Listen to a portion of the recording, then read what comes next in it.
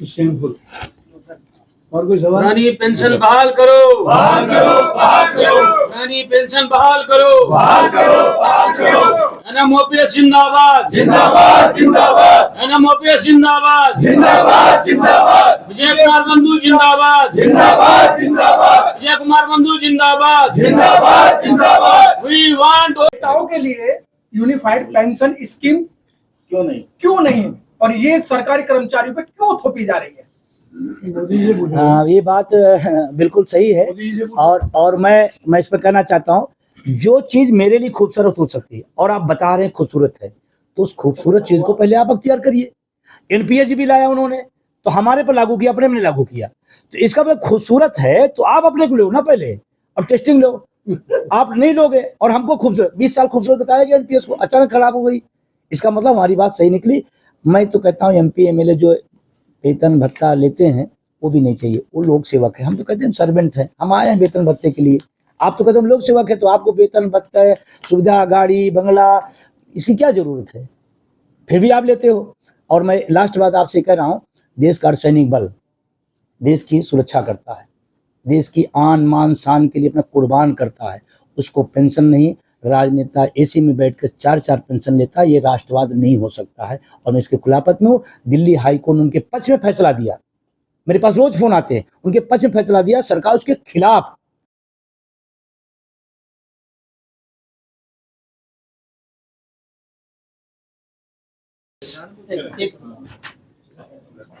कार्यकारिणी में क्या हुआ, ब्रीफ कर देते हैं। विजय बंधु जी, आपने मीडिया को बुलाया है, क्या पर्पज है आपको मीडिया को बुलाने का?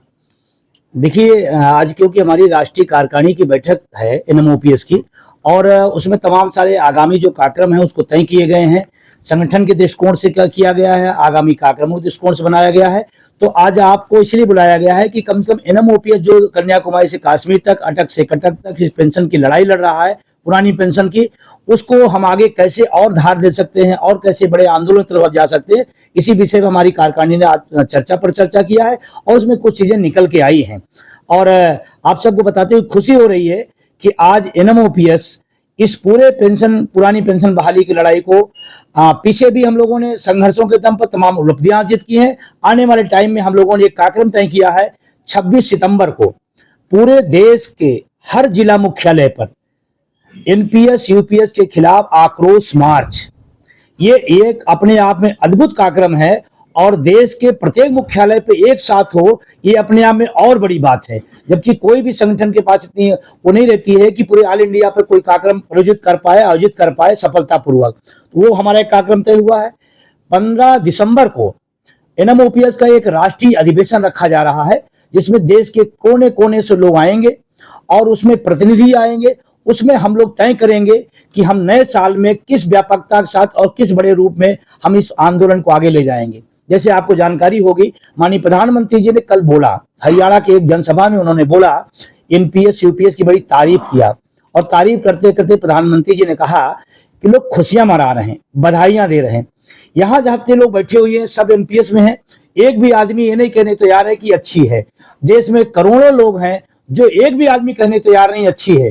प्रधानमंत्री जी की या तो सूचना गलत भेजी जा रही है या प्रधानमंत्री जी पूरे देश के सामने एक प्रकार से इस विषय पर झूठ बोल रहे हैं, जिसका मैं प्रतिवाद करता हूं। और माननीय प्रधानमंत्री से भी निवेदन करना चाहूंगा कि आप एनपीएस ओपीएस के उलझन में उलझाइए नहीं देश के बुद्धिजीवी पढ़े लिखे को, आप पुरानी पेंशन बहाल करें।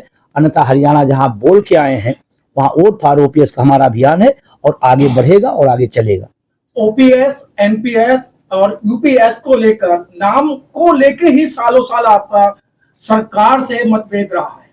सरकार ने साफ मना कर दिया था कि भाई हम ओपीएस, एनपीएस और जो नई इन्होंने दिया है, हम इन नामों से अलग नाम रखेंगे। फिर आपका समझौता क्यों? देखिए, पहली बात तो एनएमओपीएस का कोई समझौता नहीं, हमारा समझौता हूबहू पुरानी पेंशन पे है। अब जिस सरकार पिछले 20 साल से एनपीएस को खूबसूरत बता रही थी, एनपीएस की बड़ाई कर रही थी, अचानक इसका मतलब एनपीएस खराब हुई आज की सरकार के दृष्टिकोण में। आपने गड़बड़ थी तभी तो आपने यूपीएस लाया। इसका मतलब जो मैं पिछले 20 सालों से हम लोग कह रहे थे वो बात सच निकली और आपने एक नया योजना दे दिया। और मैं बड़ी जिम्मेदारी से कहना चाहता हूं, एनपीएस से भी ज्यादा खतरनाक यूपीएस है। ये घोटाला था, वो महा घोटाला होगा। ये अगर खराब थी, वो बहुत खराब हो गई। और आपको जानकारी हुई बताते हुए कि मेरा 10%, किसी कर्मचारी का पूरे जीवन का 10% पैसा आप रख ले रहे हो, किसके नाम पर? कि आपको लास्ट वेतन के औसत का, बेसिक का 50% देंगे। ये पूरा सरासर एक आम आदमी का जो व्यक्ति कर्मचारी आता है, किसान का, मजदूर का बेटा यहाँ नौकरियों में आता है, उसके साथ सरासर अन्याय है। और हमारा 10% पैसा रख करके आप उद्योगपतियों देना चाहते हैं। आपने 14% देते थे, आपने कहा हम 18.5% दे दिए। ये सवाल आता है, 18.5% यानी कि 4.5% आपने बढ़ाया। किसका? आम जनता के टैक्स के पैसे को आप काट करके हमारे नाम पर उद्योगपतियों को दे रहे हैं। हमें वो नहीं वापस होना है। आप 18 कर दो, 20 कर दो, 25 को, जो हमें मिलना ही नहीं है तो हमें क्या पता, उसके नाम पर 10% पैसा आप हमारा और ले रहे हो। तो ये महा लूट है और संगठित लूट है, सरकार की तरफ से लूट है। एनपीएस और यूपीएस दोनों हम इसकी मुखालफत करते हैं, हम इसकी खिलाफत करते हैं और हूबहू बहु पुरानी पेंशन पे हैं। अगर सरकार नहीं सुनती है तो हम सब आगे प्रोग्राम बनाएं। हरियाणा का चुनाव आप सबके सामने है, महाराष्ट्र का चुनाव आने वाला। आज महाराष्ट्र में शिरडी में हमारी एनएमओपीएस के राष्ट्रीय उपाध्यक्ष बीतेश खांडेकर जी के नेतृत्व में एक बड़ा प्रदर्शन चल रहा है। अगर सब लोग संतुष्ट थे, खुशियां मना रहे थे, बधाइयां दे रहे थे, तो वहां क्या करने गए लोग? वहां क्या करने गए? और अभी आने वाले टाइम में 26 सितंबर को आप दिखाई पड़ेगा, पूरा देश आक्रोशित है और हम लोग इसके खिलाफ हैं। हम लोग हूबहू पुरानी पेंशन के बाद। यूनिफाइड पेंशन स्कीम से क्या नुकसान है आपको? जिस तरीके सारे लोग जो इसकी खुशियां मना रहे हैं और बड़े पैमाने पर लड्डू बर्फियां बांट रहे हैं, और आपका तो एक विरोध करने का एक मकसद रह गया है कि हम जहां भी चुनाव होगा वहीं विरोध करेंगे मोदी जी का। देखिए, जो खुशियां मना रहे होंगे, आपके सवाल से मैं सहमत होते बताता हूँ, जो लोग खुशियां मना रहे हैं वो ओपीएस की मलाई ले रहे हैं। जो ओपीएस खा रहा है वो यूपीएस की तारीफ बता रहा है। आप समझिए, आप ओपीएस लेने वाला यूपीएस तारीफ बता, अगर इतनी खूबसूरत है, इतनी अच्छी है, तो जो व्यक्ति तारीफ कर रहा है सबसे पहले वो ओपीएस छोड़े, एनपीएस यूपीएस में आए, फिर तारीफ करे तो समझ में आता है। एक भी व्यक्ति, मैं चैलेंज देता हूं, मैं पूरे देश की तरफ से, एक भी व्यक्ति एनपीएस वाला, एक भी व्यक्ति उसकी तारीफ नहीं कर रहा, बल्कि आक्रोशित है। वो लोग कर रहे हैं जो लोग सरकार से मलाई खाते हैं, ओपीएस की मलाई अलग से खा रहे हैं, डबल इंजन की सरकार में डबल मलाई खा रहे हैं। बंधु जी, आपने दिल्ली के रामलीला मैदान को ऐसा खचाखच भर दिया था डीएन सिंह के नेतृत्व में। सरकार के कानों पे जू नहीं रहेंगी। उसके बाद मध्य प्रदेश का चुनाव हुआ, पूर्ण बहुमत से उन्होंने सरकार बनाई। तो आप कहते थे कि भाई जो ओपीएस पे वोट देगा हम उसको सहन करेंगे, तो ये रिजल्ट उल्टे क्यों? देखिए, मैं जानकारी आपको दूं। देखिए, जो शिक्षक कर्मचारी है, पूरे देश का जनसंख्या के अनुपात में 3 से 4% है। जहां तक मध्य प्रदेश की बात है, किसकी सरकार नहीं बनी, किसकी बनी, वो विषय नहीं। 230 सीटों में, ऑन रिकॉर्ड में बात कर रहा हूं, निर्वाचन आयोग की वेबसाइट पर चले जाइएगा, 230 सीटों पर 199 सीटों में पोस्टल बैलेट में भाजपा सरकार वहां हारी है। यानी कि कर्मचारी अपने मुद्दे पर, हमारे आह्वान पर एकजुट रहा। नहीं, 230 में 199 हराया है। पोस्टल बैलेट की बात मैं कर रहा हूं। हाँ, पोस्टल बैलेट क्योंकि काउंट होता है, लेकिन अगर मेरा पोस्टल बैलेट में गया तो मेरे परिवार का वो ईवीएम में गया। ईवीएम को अलग से काउंट नहीं कर सकते हैं। तो इसका मतलब अपने मुद्दे पर शिक्षक कर्मचारी, उसका परिवार खड़ा रहा। अब हारने और जीतने के तमाम सारे कारण हो सकते हैं। जो हारे हैं, जो जीते, वो सब इच्छा करें। हमारा मुद्दा जीता है। मैं पहले दिन से और आज भी कह रहा हूं, हमारा मुद्दा वहां भी जीता था जहां की आप बात कर रहे हैं। अगली योजना क्या है आपकी? अगली योजना हमारी है 26 तारीख पहला हमारा प्रोग्राम है पूरे देश के अंदर, हर जिला मुख्यालय पे। दूसरा 15 दिसंबर को जो हमारी राष्ट्रीय अधिवेशन होने जा रहा है, वो अपने आप में बहुत ऐतिहासिक होगा, क्योंकि पहली बार हमने अधिवेशन के रूप में कॉल किया है। और अभी एक जानकारी बताते हुए दुख भी हो रहा है कि आज हमारा 6 बजे से बहुत शांतिपूर्ण प्रोटेस्ट था, कैंडल मार्च राजघाट पर। जो शांति के दूत रहे पूरी दुनिया के अंदर, महात्मा गांधी थे, उस पर हम लोग शांतिपूर्ण कैंडल मार्च उसके खिलाफ करने जाते हैं। ये वर्तमान सरकार, पहले इंडिया गेट पर उन्होंने हमारा परमिशन निरस्त किया, उसके बाद फिर उन्होंने भेज दिया राजघाट। राजघाट में हमारी टीम, मंजीत राणा जी और उनकी टीम नेतृत्व करते हुए उस चीज को लिया। फॉर्मेलिटी में 3 दिन लगाया और लास्ट दिन उन्होंने कह दिया कि नहीं, आप नहीं कर सकते। आप कल्पना करिए, इस हम लोकतांत्रिक देश में रहते हैं, हम शांतिपूर्ण प्रोटेस्ट नहीं कर सकते हैं? हम कोई बाहरी लोग तो है नहीं, हम लोग इसी देश के नागरिक हैं। क्यों ऐसा किया गया? और मैं इसका विरोध करता हूं। ये लोकतांत्रिक मूल्यों का और जो मौलिक अधिकार है उसका हनन है। और आपके माध्यम से कहना चाहता हूं दिल्ली सरकार को, दिल्ली के प्रशासन को, यहाँ के जो तमाम अधिकारी हैं, बार बार एनएमओपीएस का नाम आते माल निरस्त कर देते हैं। कहते हैं अरे आपके पास भीड़ बहुत है, आपके पास संख्या बहुत है। हमने कहा वो प्रोग्राम कोई ऑल इंडिया का नहीं था, वो प्रोग्राम NMOPS दिल्ली का था, कैंडल मार्च का। उसमें कुछ लोग शामिल होते, आपने उसको निरस्त कर दिया। कौन से बेस पर? रैली राजनेताओं की कर रही हो तो आप पूरी छूट है, हम अपनी बात कहना हो तो दिक्कत है। सर नौकरियां ही नहीं है तो पेंशन किस बात? बहुत बढ़िया सवाल है, बहुत अच्छा सवाल है। और मैं इस बात के लिए मुझे खुशी है कि मेरे NMOPS की टीम लगातार जो निजीकरण सरकार द्वारा किया जा रहा है, सरकारी विभागों का, सरकारी संस्थाओं का, वो खतरनाक है और देश के नौजवानों के साथ छल है।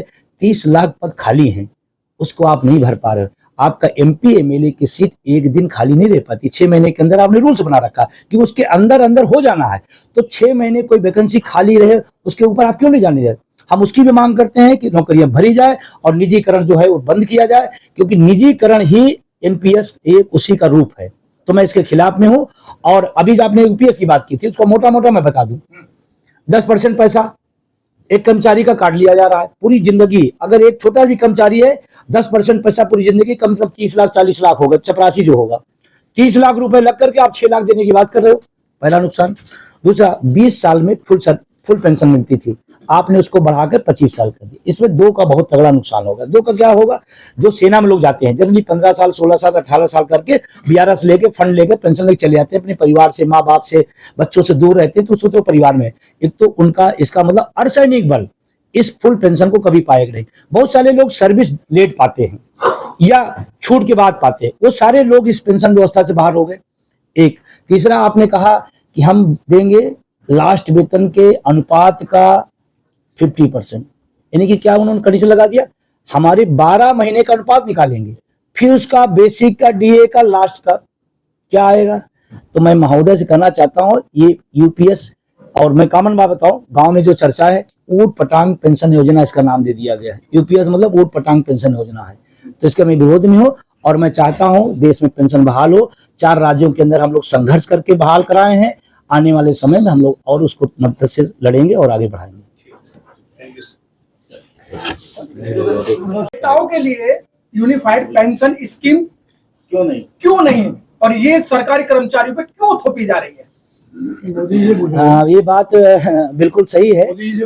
और मैं इस पर कहना चाहता हूँ, जो चीज मेरे लिए खूबसूरत हो सकती है और आप बता रहे हैं खूबसूरत है, तो उस खूबसूरत चीज को पहले आप अख्तियार करिए।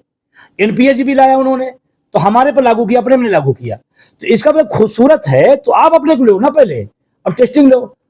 आप नहीं लोगे और हमको खूबसूरत 20 साल खूबसूरत बताया गया, NPS को अचानक खराब हो गई, इसका मतलब हमारी बात सही निकली। मैं तो कहता हूँ MP MLA जो वेतन भत्ता लेते हैं वो भी नहीं चाहिए, वो लोक सेवक है। हम तो कहते हैं सर्वेंट है, हम आए हैं वेतन भत्ते के लिए। आप तो कहते हैं लोक सेवक है, तो आपको वेतन भत्ता, सुविधा, गाड़ी, बंगला, इसकी क्या जरूरत है? फिर भी आप लेते हो। और मैं लास्ट बात आपसे कह रहा हूँ, देश का अर्धसैनिक बल देश की सुरक्षा करता है, देश की आन मान शान के लिए अपना कुर्बान करता है, उसको पेंशन नहीं, राजनेता AC में बैठकर 4-4 पेंशन लेता है, ये राष्ट्रवाद नहीं हो सकता है। और मैं इसके खुलाफत में हूँ। दिल्ली हाईकोर्ट ने उनके पक्ष में फैसला दिया, मेरे पास रोज फोन आते हैं, उनके पक्ष में फैसला दिया। सरकार उसके खिलाफ, किसके खिलाफ? निर्णय खिलाफ नहीं, वो निर्णय खिलाफ तो है ही है। देश के अर्धसैनिक बलों को सामाजिक सुरक्षा ना मिले, इसके खिलाफ चलेंगे, जिससे देश की रक्षा करना है। और कोई सवाल? रानी पेंशन बहाल करो, बहाल करो, बहाल करो, रानी पेंशन बहाल करो, बहाल करो, बहाल करो। NMOPS जिंदाबाद, जिंदाबाद, जिंदाबाद, NMOPS जिंदाबाद, जिंदाबाद, जिंदाबाद, विजय कुमार बंधु जिंदाबाद, जिंदाबाद, जिंदाबाद, विजय कुमार बंधु जिंदाबाद, जिंदाबाद, जिंदाबाद। We want OPS, OPS, OPS, we want OPS. OPS, OPS। Okay, thank you sir.